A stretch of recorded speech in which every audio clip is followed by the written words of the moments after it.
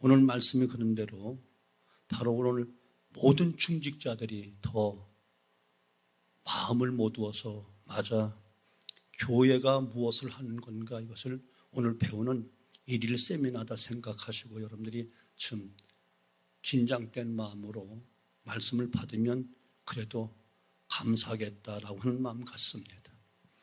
결혼을 앞둔 딸이 엄마와 마지막 밤을 보내면서 물었어요. 엄마, 지금까지 살아오시면서 가장 힘든 일이 무엇이었어요? 그러자 엄마가 딸의 손을 잡고 이렇게 대답했어요. 바로 너를 기르는 일이었단다. 가장 힘든 일이 무엇이었나? 너를 기르는 일이었단다. 하지만 또한 가장 보람되고 행복한 일이기도 했지라고 했대요. 인생에서 가장 힘든 일이 무엇이지요? 물론 여러 가지 일이 있겠지만 바로 사람을 세워가는 일처럼 어려운 것은 없는 거예요. 그것은 오랜 시간을 요구하고 지속적인 노력과 희생이 필요하기 때문에 그런 거예요.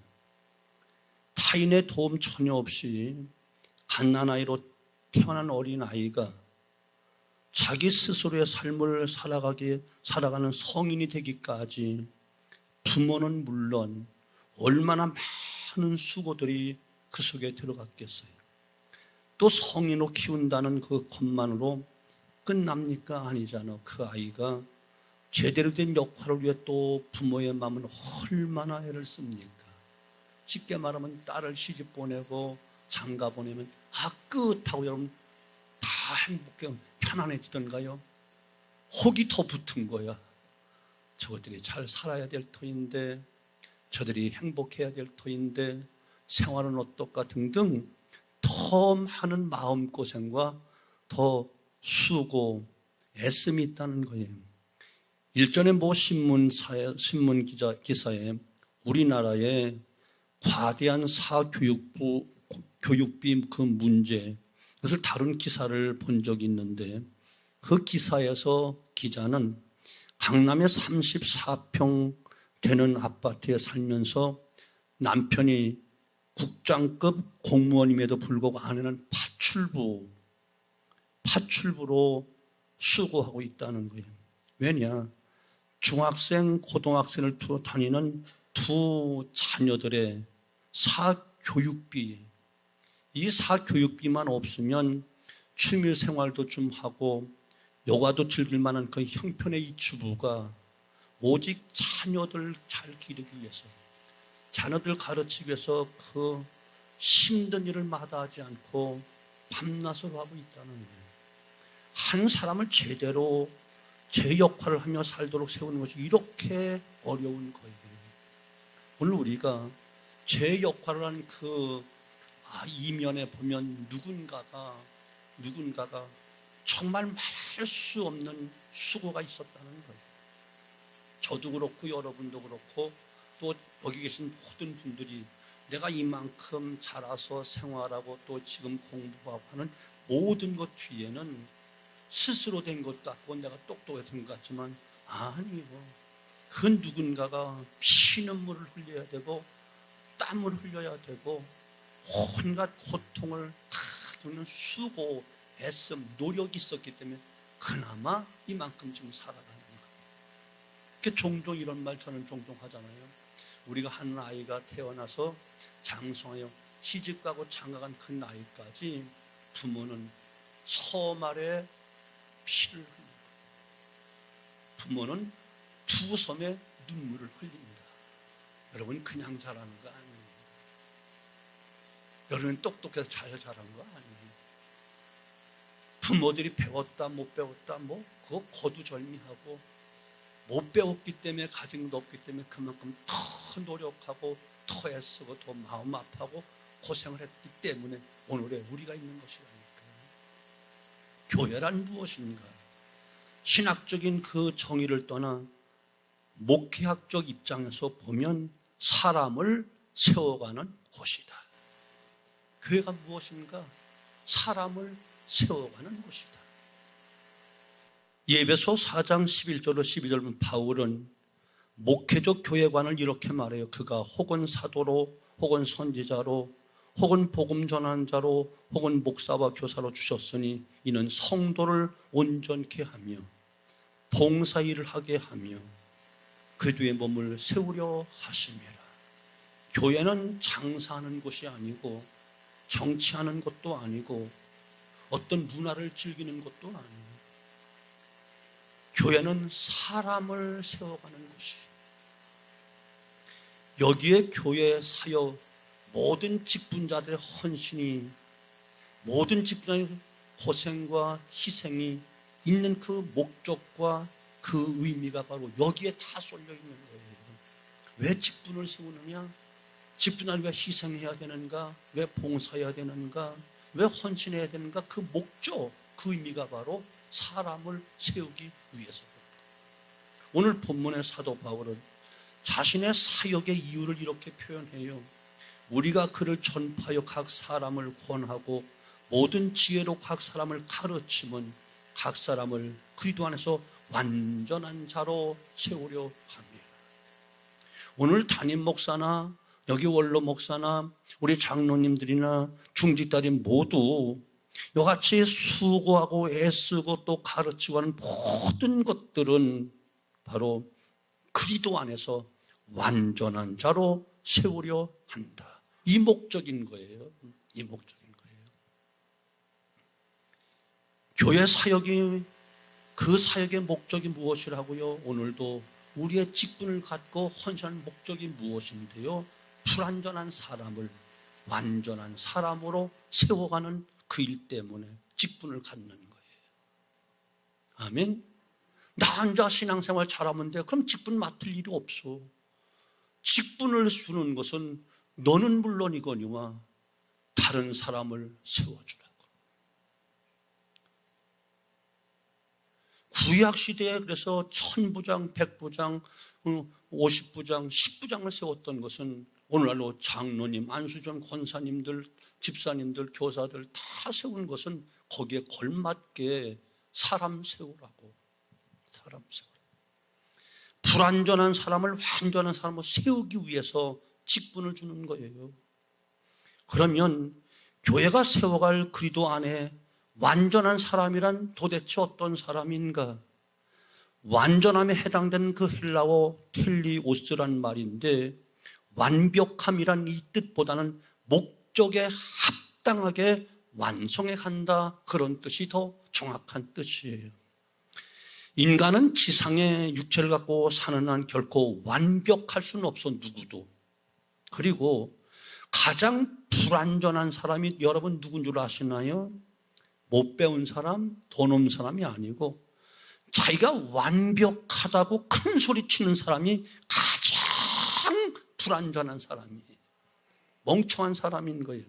왜냐하면 모든 사람의 불완전한 존재란 기본적인 사실조차도 모르는 사람이기 때문에 그가 가장 멍청한 사람인 거예요.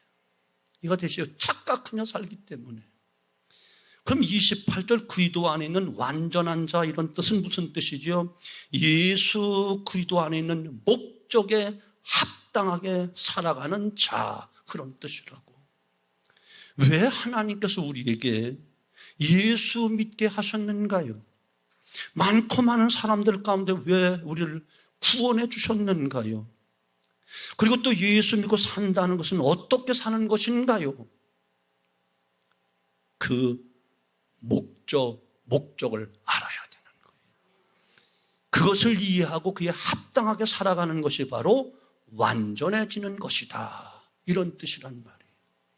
에베소 4장 13절 완전한 자의 의미를 이렇게 말해요. 우리가 다 하나님의 아들을 믿는 것과 아는 일에 하나가 되어 온전한 사람을 이루어 그 뒤에 장성한 분량이 충만한 데까지 이르리니, 이 말씀에 의하면 완전한 사람이란 예수를 믿고 또한 그분을 깊이 알아서 그리스도 안에 충만함을 누리는 것이 바로 믿는 것이고 완전한 자인 거예요. 아멘.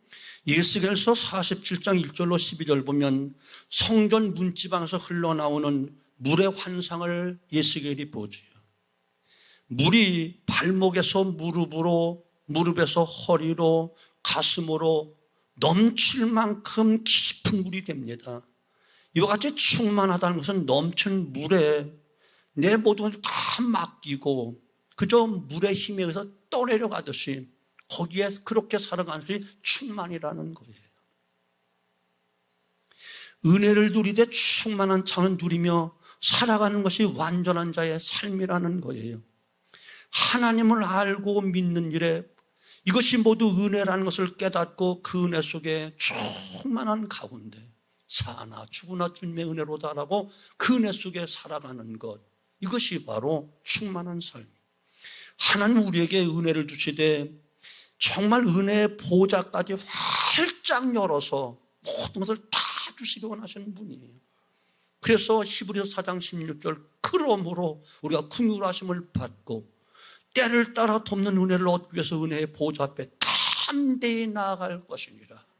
하나님은 자기의 은혜 보좌를 다 열었어. 다 무엇이. 또한 사랑을 주시되 그분의 생명 전부를 아낌없이 다 주셨어.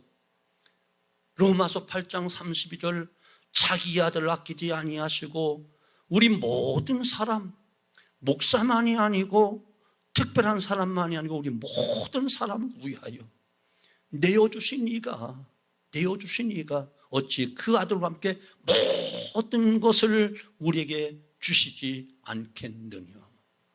아멘. 문제는 이런 은혜와 사랑 속에 살아가면서도 충만함을 누리지 못한다는 데 문제가 있는 거예요. 나는 그저 천국 가는 것만으로 만족해 하는 사람도 종종 있어요. 물론 그것도 너무너무 귀한 신앙이에요.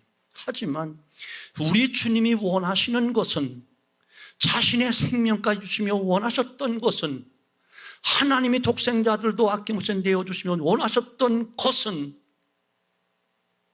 주님이 말씀하신 것처럼 내가 온 것은 양으로 생명을 얻고 또 풍성히 얻게 하려 함이라.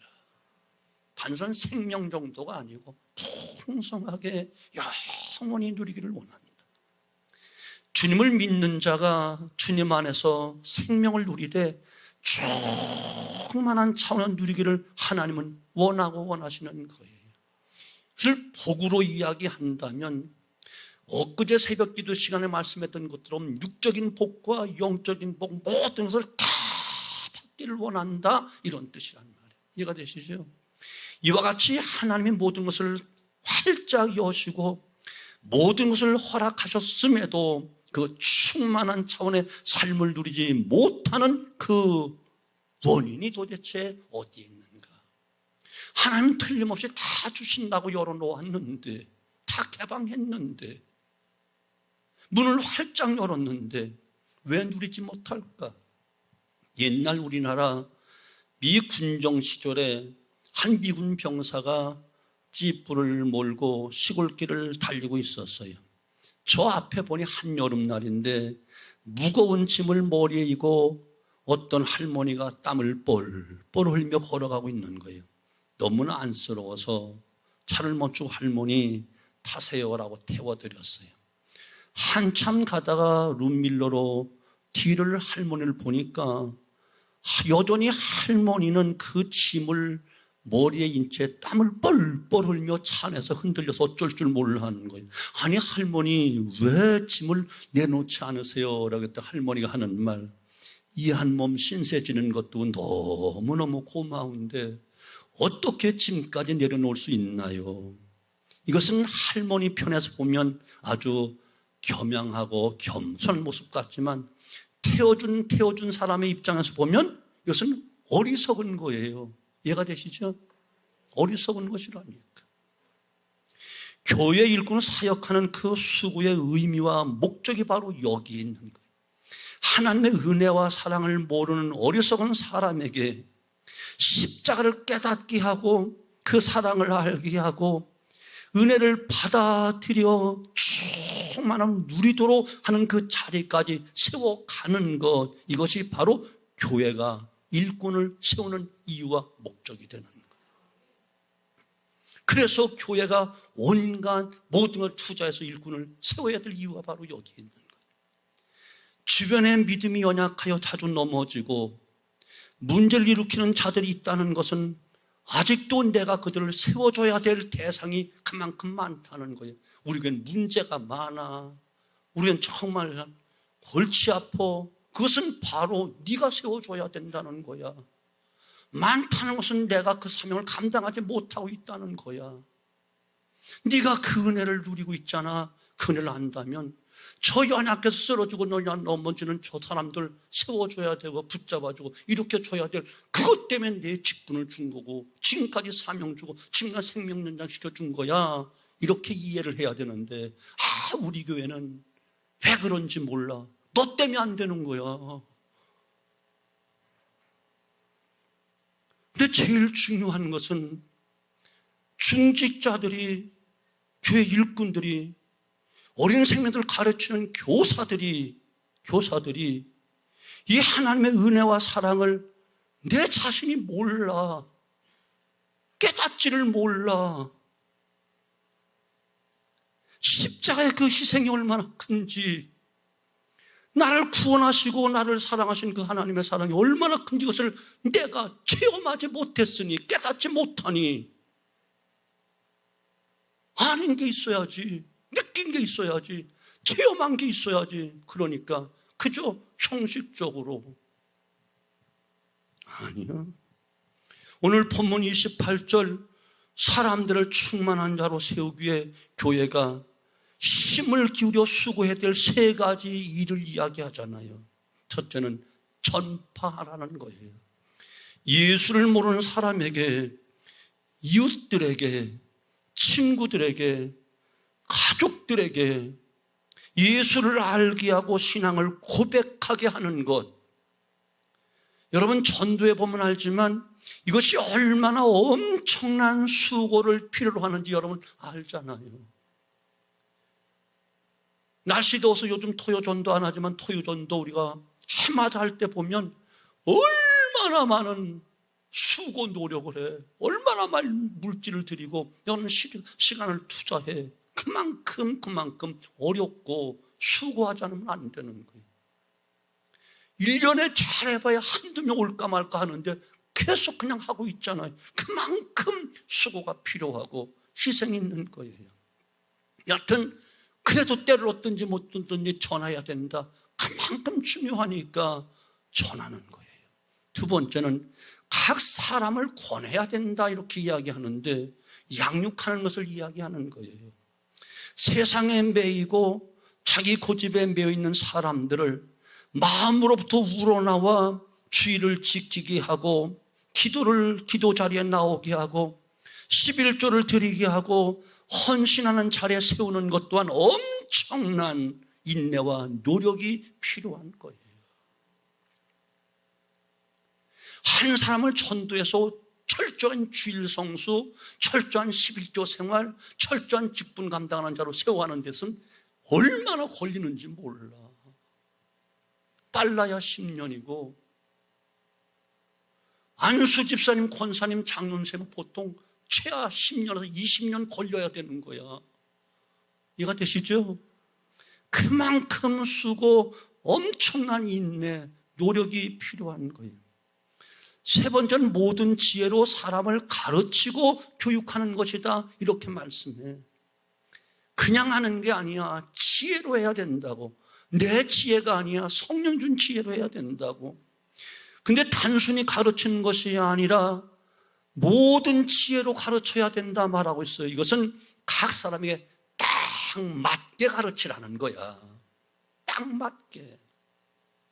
유치부는 유치부에 딱 맞게, 주일학교는 주일학교에 딱 맞게, 학생은 학생에 딱 맞게, 또한 성년, 장년들은 장년부에 꼭 맞게, 새가족부는 새가족부에 꼭 맞게 가르쳐야 된다.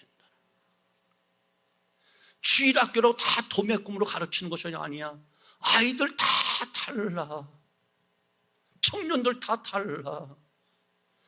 각 사람들에게 다 정확하게 맞추어서, 성경대로 이야기하면 유대인은 유대인 입장에서, 헬라인은 헬라인 입장에서 가르치는 것이다, 이렇게 설명하는 거예요.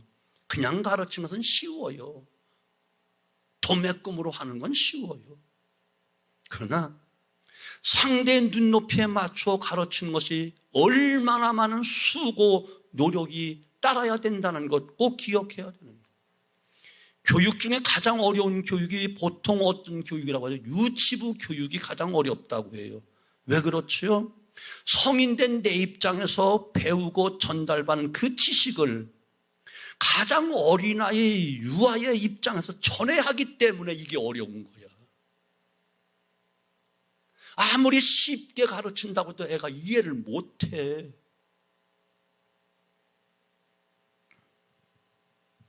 주일학교나 노인들을 가르쳐본 경험 있는 분은 이것이 얼마나 많은 시간과 노력을 뒷받침하는지 알아요. 연세 높은 분들은 늙으면 애기 된다고 똑같아. 내가 나를 봐도 마냥 애기가 됐더라고.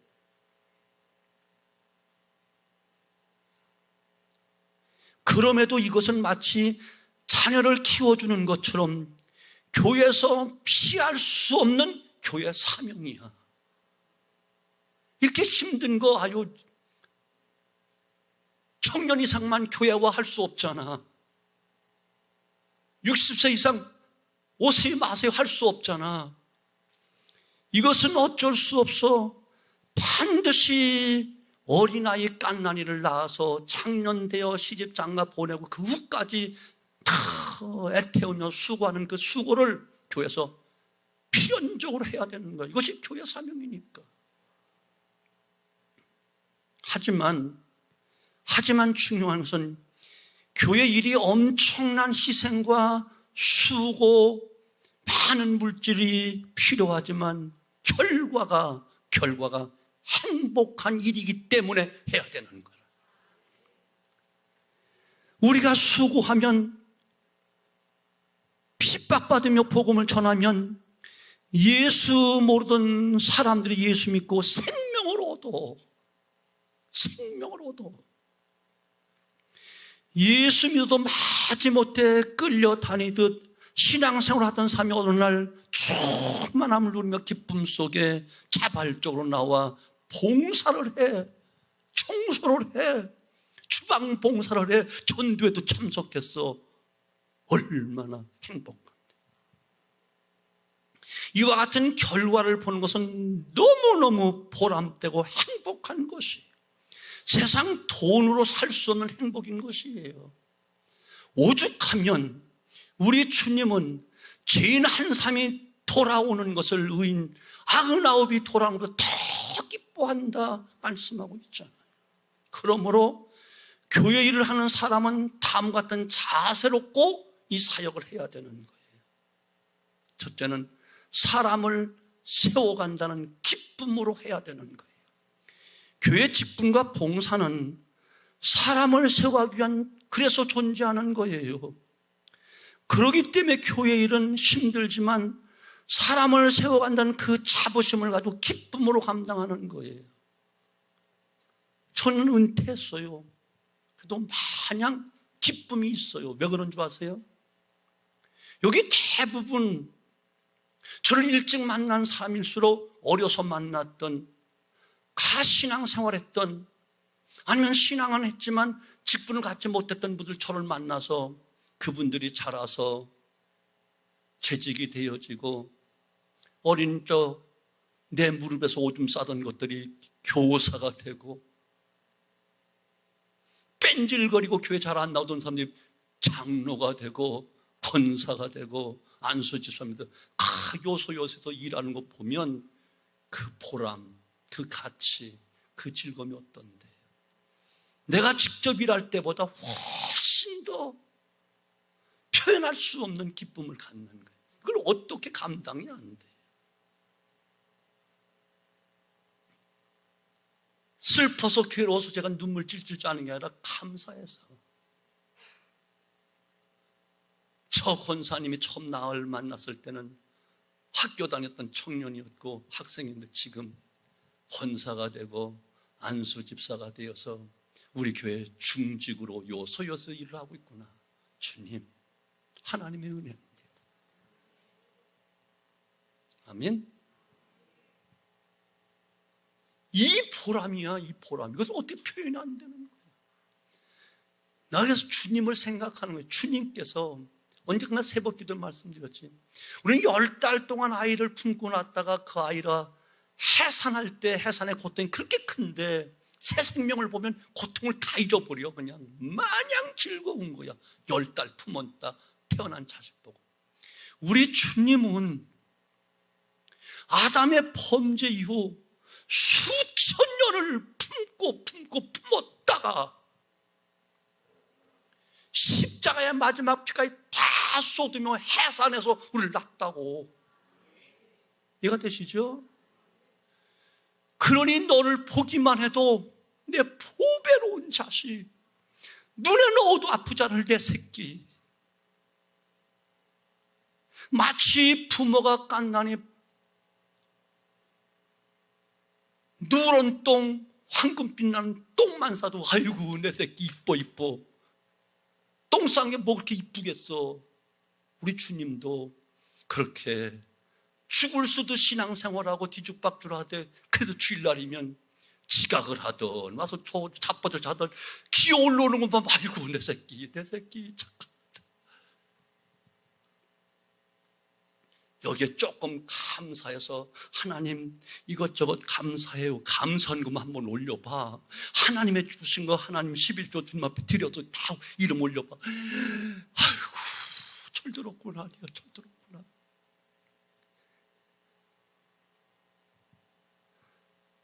내가 아까 박미숙한 손녀 딸들 오니까 너무 좋은데 몸은 힘들지. 우리 하나님, 우리를 보면 우리 교회에서 봉사한들, 뭐 사역하여 잘한들, 이런 큰 소리치고 뭐 이만큼 수고한다 한들 세상에 뛰어난 사람들 쇠고 쎄어. 성가대 기가 막히게 하는 사람들 많아. 가르치는 거 학위 받은 사람들 많아. 전문 사역에 뛰어든 사람 A급들 많아. 그런데 왜 우리는 쓰러지고 넘어지고 자빠지는, 그야말로 우리 속된 말로 죽을 쓰는 그렇게 봉사를 해도 이것을 그렇게 사랑하고 좋아하실까? 내 새끼니까.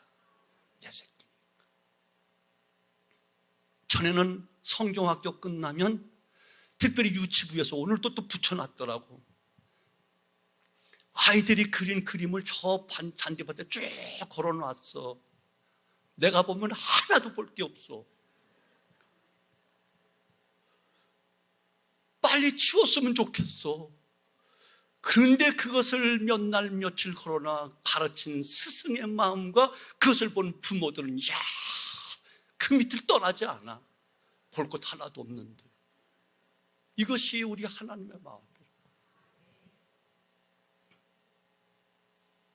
이 심정을 조금이나마 알아야 교사가 될 수 있는 것이고, 이 은혜를 알아야 중직이 될 수 있는 것이고, 그 사랑의 깊이 속에 들어가야 그만큼 온몸 바쳐 모든 것 바쳐 내가 희생하며 헌신하렵니다 다 드릴 수 있는 헌신의 삶이 될 수 있는 거예요. 사랑의 깊이만큼, 믿음의 높이만큼 내 모든 것이 자라가는 거예요. 장수한 분량까지 자라가는 거예요. 신앙 연조가 자라가는 거 아니에요. 성경 지식이 자라가는 거 아니에요. 그 사랑의 깊이와 높이를 깨우쳐 알아야만 비로소 성숙해 가는 것입니다. 아멘. 오늘 4절 14절에서 바울은 교회를 위한 수고의 괴로움을 기쁨으로 여긴다라고 말하고 있어요. 우리가 이 땅에 살면서 기쁨에는 세 가지 차원의 기쁨이 있어요. 첫째는 물리적 차원의 기쁨이 있어. 좋은 자동차를 사거나 큰 집을 사거나 무엇을 소유해서 얻을 때 기쁨이 있어요. 그런데 이것은 얼마간의 시간이 지나면 사라져버리고 말아. 둘째는 감정적인 차원의 기쁨이 있어요. 좋은 책을 읽거나 좋은 영화를 봄으로 얻는 기쁨이, 그러나 이 기쁨은 현실 상황에 부딪히면 눈 녹듯이 다 사라져버리고 마는 거예요. 세 번째는 영적 차원의 기쁨이 있어요. 이것은 내면 깊은 곳에서 솟아나는 진정한 기쁨인 거예요. 수고와 고난을 기쁨으로 소화해내는 것, 이것은 영적 차원의 기쁨인 거예요. 그래서 드려놓고도 기쁘고 감사하고, 땀 흘려 희생하고도 수고하고도 기쁘고 감사한 것인 거예요. 내 영혼 안에서 이 수고의 의미를 알고 받아들임으로써 얻는 기쁨이 영적인 기쁨이라고 이야기하는 거예요. 9번 쿠로순이라는 분은 이런 말을 했어요. 인생의 비극은 인간이 명예나 손상을 입거나 죽는다는 데 있는 것이 아니고 사는 동안 그 내면에서 의미를 잃어버려 가는 것이다. 이것이 가장 큰 비극이라는 거예요. 의미를 잃어버리면. 반대로 인생의 행복은 내면의 의미를 갖고 내게 주어진 삶과 일을 기쁨으로 소화해내는 데 있다. 더 많이 수고하고 땀 흘리고 돈 들어가고 고통을 겪고 노력을 고생을 해도 바로 이것을 다 소화해낼 수 있는 놀라운 능력, 이것이 진정한 보람이에요. 기쁨이라는 거예요. 사랑하는 성도 여러분, 오늘 직분자로서 교회 일을 한다는 자긍심, 오늘 교사 여러분, 나는 천하보다 귀한 어린 생명들, 무엇보다 나라의 교회 미래의 각 가정에 큰 일꾼들을 키운다는 그 자긍심이 여러분 내면에 있는가요? 그런 자긍심이 없으면, 그런 자부심이 없으면 교사 자격이 없고 충지 자격이 없습니다. 그 자부심의 크기만큼 교회 일을 기쁨으로 소화해낼 수 있는 거예요. 이 자부심이 없으면 조그마한 일에 시험 들고 삐지고 돌아주고 안 해, 못해, 이따위 소리 하는 거예요. 이것은 아예 참 구속의 은혜가 무엇인지 아예 깨닫지 못한 것이거나 아니면 깨달았어도 속히 잃어버리고 소멸된 거예요. 사랑하는 성도 여러분, 주님이 나를 믿고 맡긴 고귀한 그 직분, 피로 값을 주고 사신 몸된 교회 거룩한 일을 맡았다는 자긍심이 예수의 그 은혜와 생명을 통하여 우리 영혼, 심령 속에 충만하기를 주님의 이름으로 축원합니다. 아멘. 이거 충만하지 않으면 교사할 수 없어. 무엇 가지고 줄 건데, 내 실력 가지고 안 돼. 두 번째, 수고하는 자를 움직이는, 내가 봉사할 수 있고 가르칠 수 있고 사역을 감당할 수 있게 하는 근원이 어디에 있는가, 이걸 알아야 돼요. 사람을 세워가는 교회 모든 일이 단순히 사람의 노력으로 이루어진다면 교회 직분과 봉사는 그야말로 한없이 무거운 짐이 되고 한없이 몸도 마음도 피곤하게 만들 수밖에 없어. 그런데 바울은 이 수고하는 자를 움직이는 근원이 있다는 거예요. 29절, 이를 위하여 내도 내 속에서 능력으로 역사하신 이의 역사를 따라 힘을 다하여 수고하노라. 그렇습니다. 우리가 수고하는 모든 일의 근원, 움직이는 힘, 그것이 있는 거예요. 내 속에 계신 주님의 능력이라고 말씀하고 있는 거예요. 사실 우리가 살아가는 것, 살아가는 자체가 하나님의 은혜입니다. 사람은 자기가 잘 먹기 때문에 또는 열심히 운동하기 때문에 건강하다 생각해. 그러나 아무리 잘 먹어도 그것을 내 속에서 소화가 되지 아니하면 그것은 건강이 아니라 오히려 병이 되는 거예요. 음식 먹습니다. 그러나 그것을 사람 안에서 소화하게 하는 보이지 않는 하나님의 손길이 움직이고 있다는 거예요. 사람은 몸을 움직여 운동합니다. 하지만 우리가 운동할 수 있는, 호흡할 수 있는 공기를 공급해 주시고 그것이 내 몸 깊이 전달되도록 몸의 혈액을 순환시켜 준 이는 바로 하나님이시기 때문에 결국 건강은 하나님에 의해서 주어지는 것이고 살아가는 것이에요. 그런데 이런 예부적인 은혜뿐만 아니라 교회의 수고를 아끼지 않는 그 헌신도 내 속에서 역사하시는 곧 하나님의 놀라운 능력의 결과라는 사실을 꼭 기억해야 돼요. 모든 충직자들이요, 여러분 열심히 여러분 노력이 일하는 것이 아니라 내 속에서 일할 수 있는 감동 주시고 능력 주시고 지혜 주시고 감당할 수 있도록 고난도 이길 수 있는 힘을 주신 분이 속에서 뜨겁게 역사하고 있다는 것이죠. 여러분 성경학교 감당하는 우리 교사 여러분들이 한다고 착각하지 마십시오. 여러분 성령이 감동 주지 않았다면 들로 산으로 뛰어가는 좋은 환경 얼마나 많습니까? 여러분 좋아하는 남자친구 여자친구 있지 않습니까? 그쪽으로 달려가겠죠. 그런데 나는 어린 생명들과 땀을 흘릴 거야. 나도 누군가의 은혜를 받고 더 나아가 주님의 은혜 속에 내가 구원받았으니 나도 또 사역해야지. 그래서 여러분 장원한 것 아니에요? 아멘 해봐. 노멘? 아니면 지금부터라도 그 은혜를 생각해야 돼.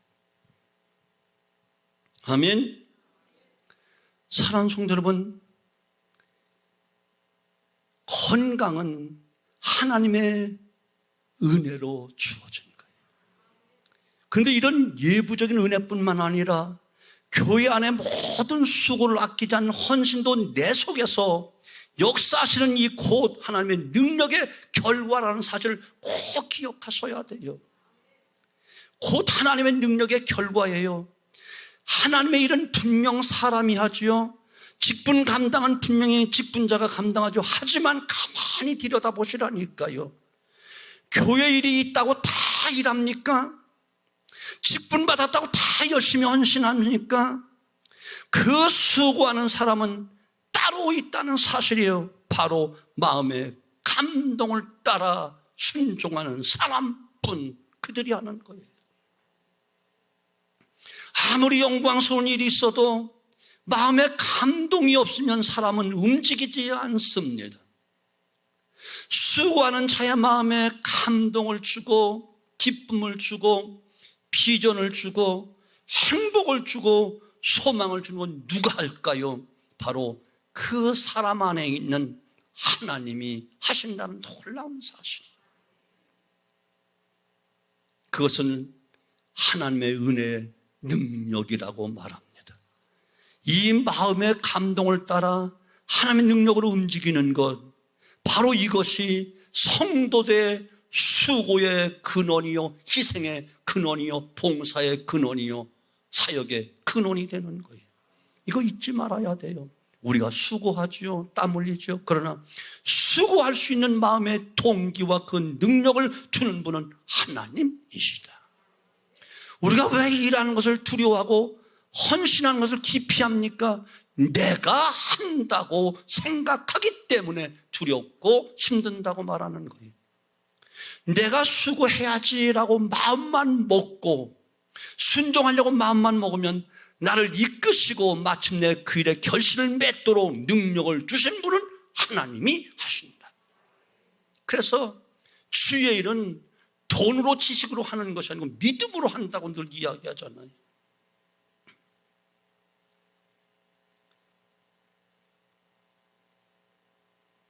겉으로는 내가 수고하지만 그 밑바닥에 그 깊은 마음 속에 움직이는 분은 하나님이 움직이신다는 사실.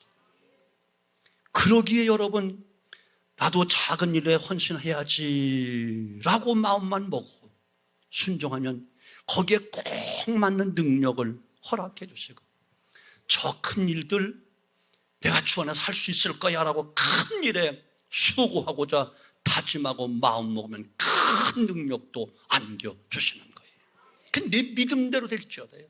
내게 능력 주신 자서 다 할 수 있다는, 이것이 바로 믿는 자의 사역이라니까. 사랑하는 성도분, 우리 하나님은 우리에게 사랑과 믿음의 눈높이에 맞추어서 다 주십니다. 못할 것 없어요.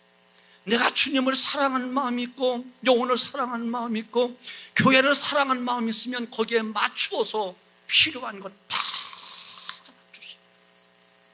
주님 나와 함께 하시면 물속이라도 불속이라도 무거운 십자가로 내가 감당하겠습니다 라고 하면 거기에 맞는 능력을 우리 하나님은 다 공급해 주십니다. 그러므로 주님께서 맡겨준 예수 그리스도 안에서 충만함을 누리도록 사람을 세워가는 그 일, 그 직분에 여러분 큰 기쁨과 감사함으로 감당하셔야 돼요. 직분자로 수고할 일이 있습니까? 감당하십시오. 주저하지 말고 기쁨으로 하십시오. 그 일을 감당하기 위해 수고하고 힘쓸 때 하나님의 능력은 능히 이기고도 남는 풍성한 능력과 지혜와 환경과 사람과 물질 다 동원하여 역사해 주실 것입니다. 사람을 세워가는 교회, 사역의 영광, 사역의 그 희생과 고난을 영광으로 알고 맡은 직분 따라 차원에서 기쁨으로 일하는 참된 성도의 삶이 우리 성실의 삶이 되어져서 이번 여름 행사 또한 우리의 남은 사역이 모두가 주 안에서 영광이 되어지고 만족하여 하나님께 기쁨 드리는 우리 또한 넘치는 은혜 속에 살아가는 은혜가 있기를 주님의 이름으로 축원합니다.